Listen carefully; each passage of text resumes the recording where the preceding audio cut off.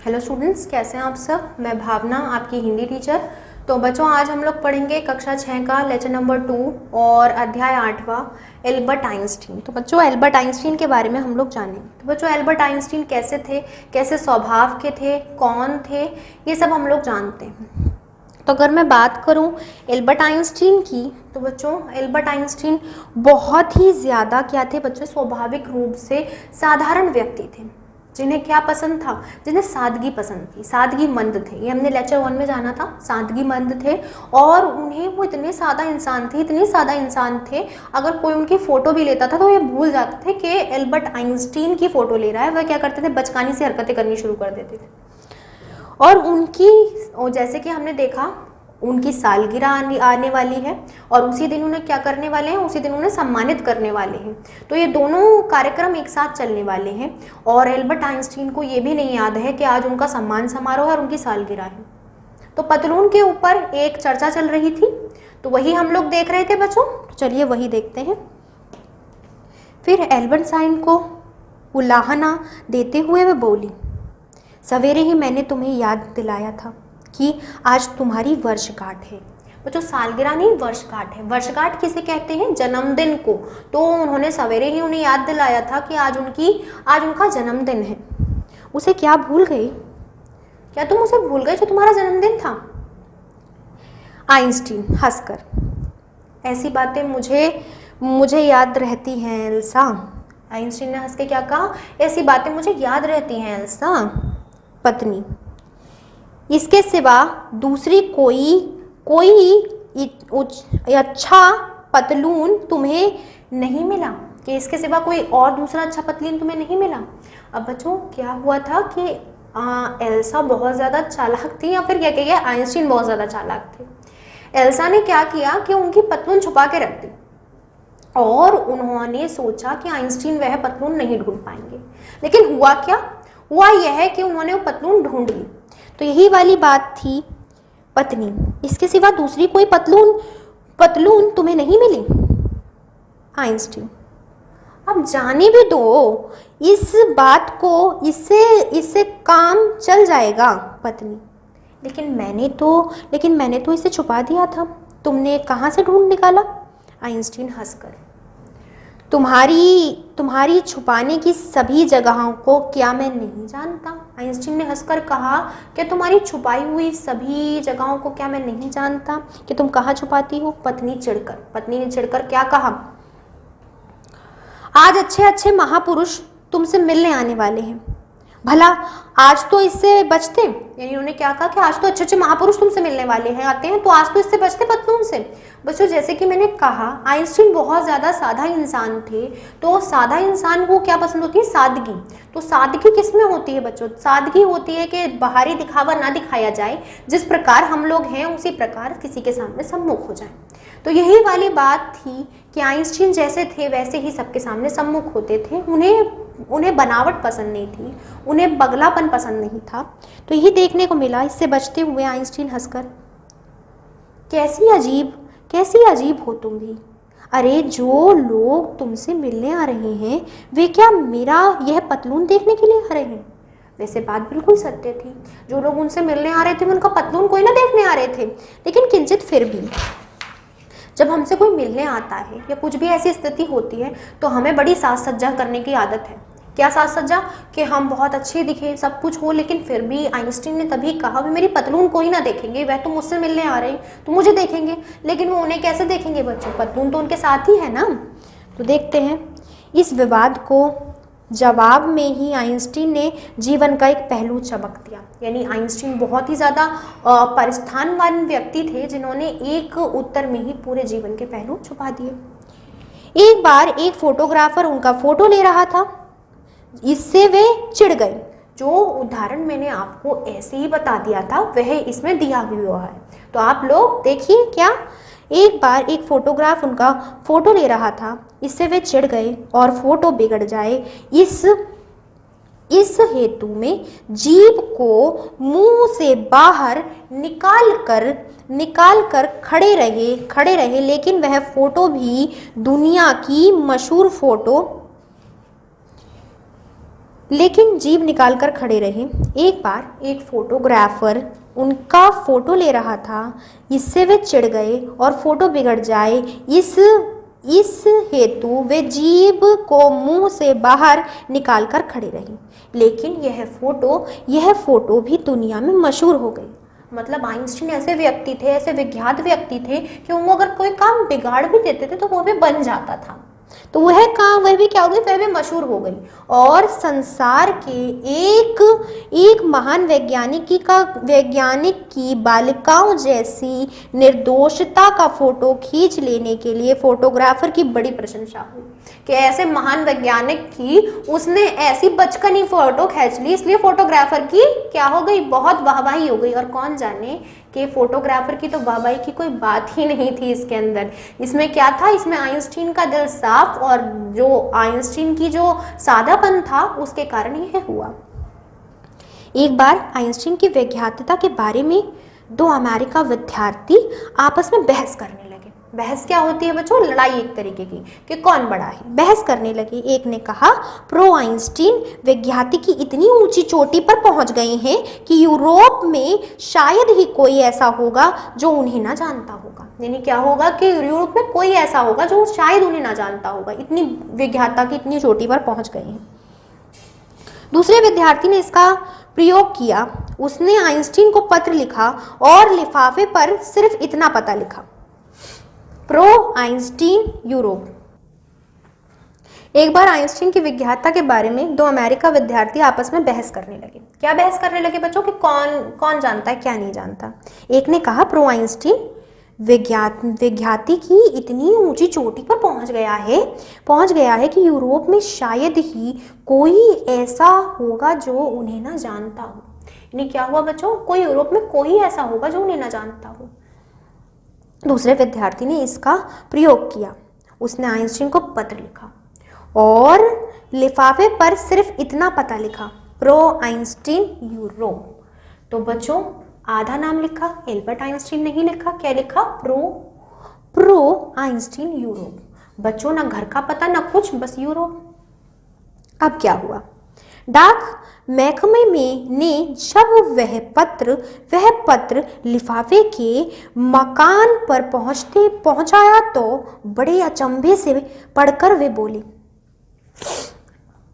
क्या हुआ बच्चों, जब वह महकमे तक पहुंचा, आइंस्टीन का आधा नाम था, उसके अंदर क्या था बच्चों, प्रो आइंस्टीन यूरोप। और नाम क्या है असल में आइंस्टीन का, एल्बर्ट आइंस्टीन। तो जब वह उनके पास पहुंचा तो उन्होंने अचंभे से पढ़ा, अचंभे से पकड़कर वे बोले, वाह वाह, डाक महकमे की व्यवस्था कितनी बढ़िया है। बच्चों प्रो आइंस्टीन को यह पता ही नहीं वो कितने विख्यात वैज्ञानिक हैं, क्योंकि मैंने जैसे कि बोला वो बहुत सादा इंसान थे, तो सादगी के कारण उन्हें पता ही नहीं लगा। लेकिन पूरे पते के बाद डाक महकमे उन्हें खोज कैसे सका। एक बात तो थी, सही उत्तर प्रश्न है क्या कि जब अधूरा पता था तो कैसे उन्हें खोजा पूरा का पूरा। वो उनके मन में यह विचार आए बिना नहीं रहा कि यह सब विख्यातता की करामात है। यह सब किसकी, व्याख्यात, यानी कि जो वो इतने ऊंचा नाम उन्होंने कमाया है, ये सब उसी की करामात है। आइंस्टीन को कभी कभी सिनेमा देखने का भी शौक था, यानी कभी कभी वो सिनेमा देखने भी चले जाया करते थे। एक बार किसी सिनेमा घर में एल्बर्ट जोला का जीवन नामक फिल्म आई थी। बच्चों कौन सी आई थी, फिल्म का नाम था एलिम जोला का जीवन। तो बच्चों अगर मैं बात करूं, आइंस्टीन एक चित्रकार भी थे और आइंस्टीन को ये भी करने का शौक था, क्या कहते हैं, वो वैज्ञानिक भी थे और साथ के साथ वो एक शौक रखते थे पिक्चर देखने का भी। पिक्चर देखने का भी शौक था। तो बच्चों पिक्चर कौन सी देखने गए, एलिम जोला का जीवन। उसे देखने के लिए वे अपने सहायक के साथ प्रयोगशाला के सिनेमा घर में आए। यानी बच्चों कौन सी उसमें गए, सिनेमा घर में, जो प्रयोगशाला जहां पर वो प्रयोग करते हूँ, यानी कोई ना कोई क्या करते हूँ, एक्सपेरिमेंट करते हूँ या अपनी वैज्ञानिकता को और आगे बढ़ाते हूँ, उस शाला में गए। अंदर जाने पर पता चला कि अभी फिल्म शुरू होने में 15 मिनट की देर है। अंदर बैठे रहने से थोड़ा बाहर घूम आना ज्यादा अच्छा है, यानी अंदर बैठे रहने से अच्छा है कि मैं बाहर घूम कर आऊं। ऐसा सोचकर वे उठे, लेकिन टिकट तो दरबान ने ले लिया था। अब क्या हो? एक मामूली आदमी की तरह वे दरबान के पास जाकर बोले, भाई अभी फिल्म शुरू होने में देर है। क्या हुआ बच्चों? दरबान आया उनके पास और बोला, भाई अभी फिल्म शुरू होने में थोड़ी देर है, मुझे बाहर जाना है। क्या हुआ बच्चों? एल्बर्ट आइंस्टीन को क्या हुआ कि उन्हें उनकी प्रयोगशाला, वो वैज्ञानिक हैं, सब कुछ है, अगर वो ना भी पूछते हुए चले जाते और बाद में वापस आते तो वो पहचान लेता दरबान उन्हें, क्यों नहीं पहचान लेता? बड़ी आसानी से पहचानता। लेकिन फिर भी उन्होंने जाके बोला क्या कि मुझे बाहर जाना है। तो क्या हुआ बच्चों? जैसे कि हमने देखा, एल्बर्ट को फिल्म देखने का बड़ा शौक था। फिल्म का नाम क्या था? अमीन जोला का जीवन। ऐसा सोचकर वे उठे, लेकिन टिकट तो दरबान ने ले लिया था। ये उनके मन में विचार आया कि टिकट तो मैंने दरबान को दे दिया था, अब क्या हो? एक मामूली आदमी की तरह वे दरबान के पास जाकर बोले, भाई अभी फिल्म शुरू होने में देर है, मुझे बाहर जाना है, क्या मैं हो आऊं? दरबान ने क्या उत्तर दिया बच्चों? जाइए, कोई हर्ज नहीं। क्या बोला? कि जाइए आप, कोई हर्ज नहीं है। लेकिन आइंस्टीन के मन में थोड़ा संकोच हो रहा था।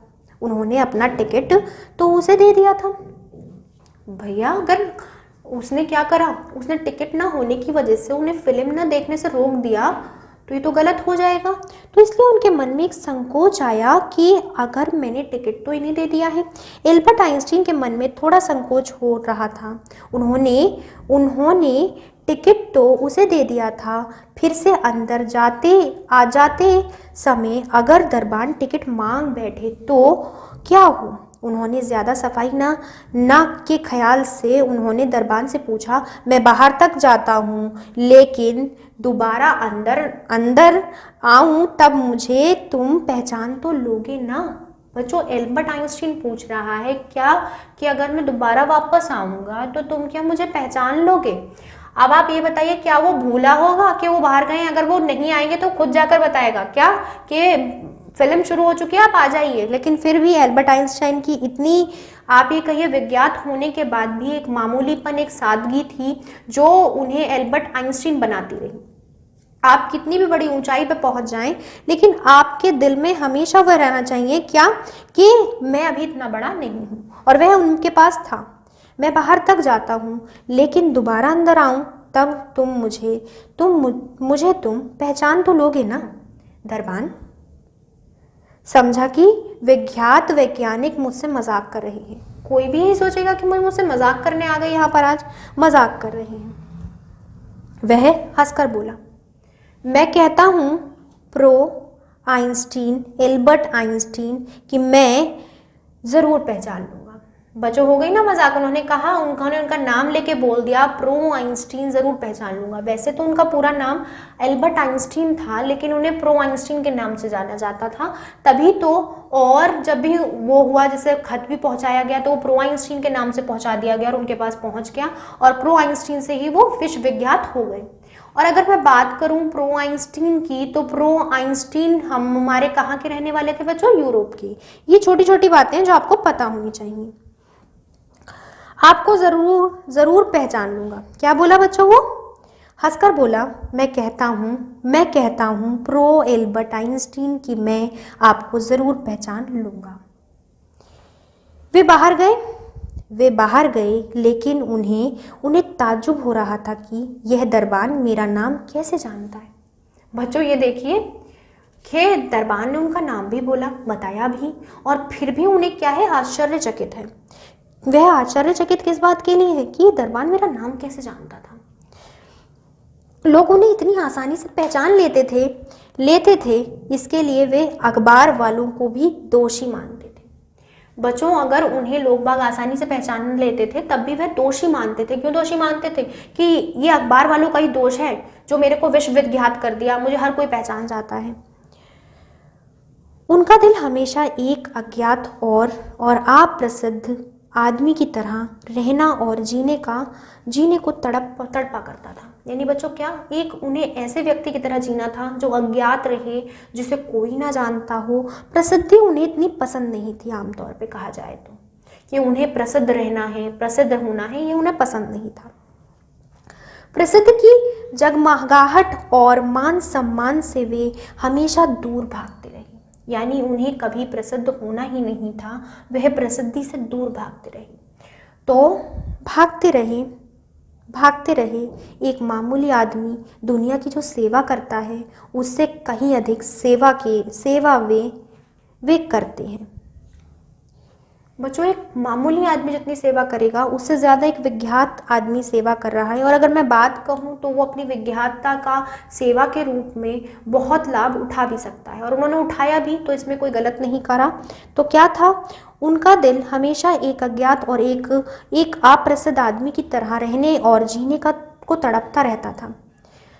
प्रसिद्धि की जगमगाहट और मान सम्मान से वे हमेशा दूर भागते थे। एक मामूली आदमी दुनिया की जो सेवा करता है उससे कहीं अधिक सेवा वे करते थे। ऐसी भावना कभी उनके मन में नहीं उठती थी। यानी क्या हुआ कि बच्चों, एक मामूली आदमी दुनिया की जो सेवा करता है उससे कहीं अधिक सेवा करता है, ऐसी भावना कभी उनके मन में नहीं उठती थी। इस प्रकार विख्याति और यश के लोभ से बिल्कुल दूर रहकर विज्ञान के क्षेत्र में, यानी इस प्रकार उन्होंने क्या करा, वो सारी लोभ माया से दूर हो गए बच्चों, और सिर्फ सेवा पे लग गए। तो उन्होंने यही बोला है क्या, इस प्रकार ऐसी भावनाएं कभी उनके मन में नहीं उठती थी। इस प्रकार विख्याति और यश के लोभ से बिल्कुल दूर रहकर विज्ञान के क्षेत्र में मनुष्य जाति की अनेक तरह सेवा करने वाले आइंस्टीन का जीवन सफल हुआ कहा जाएगा। बच्चों, क्यों कहा जाएगा उनका जीवन सफल रहा? क्योंकि उन्होंने जीवन, अगर मैं बात करूं, उन्होंने लोगों को भी उतना ही समझा जितना कि लोग थे, और उन्होंने अपने आसपास जितने भी लोग बाग थे उन्हें अच्छे तरीके से समझाया और आगे बढ़ाने की कोशिश करी, और सबको एक परोपकारी जीवन में बिताया। तो ये हमारा किसने लिखा है? ये पाठ हमारा लिखा है बच्चों, ये हमारा पाठ लिखा है सोमेश्वर